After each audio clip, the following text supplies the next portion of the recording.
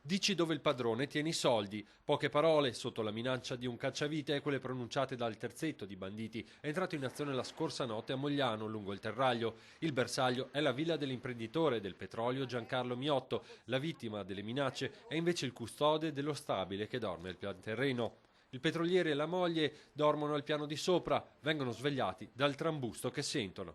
Alle 3 è successo che abbiamo sentito rumori, provenivano dal basso, rumori molto forti. Mia moglie, che è una molto attenta e sensibile, mi caccia mai e mi grida: schiaccia l'antipanico. La prontezza dei coniugi, che fanno scattare l'allarme, mette in fuga i 3 ladri. Il bottino è di qualche migliaio di euro e di un orologio. La paura dopo il fatto però resta. Ad essere preoccupati in maniera anche notevole, quindi è chiaro ed evidente che questi fenomeni vanno in una certa linea che preoccupano tutti, insomma. I carabinieri stanno raccogliendo in queste ore diversi elementi dalle telecamere di sorveglianza che hanno ripreso i predoni in azione. Titolare della Miotto Generale Petroli, l'imprenditore che ha subito l'intrusione spiega che da oggi sarà costretto a prendere altri provvedimenti per la sicurezza sua e della famiglia. Per lavoro conosce e ci racconta il benzinaio di Nanto Graziano Stacchio, tuttavia sull'opportunità di difendersi con le armi ha un punto di vista differente.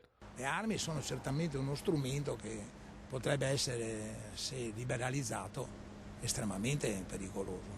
Cioè io non sono filoamericano.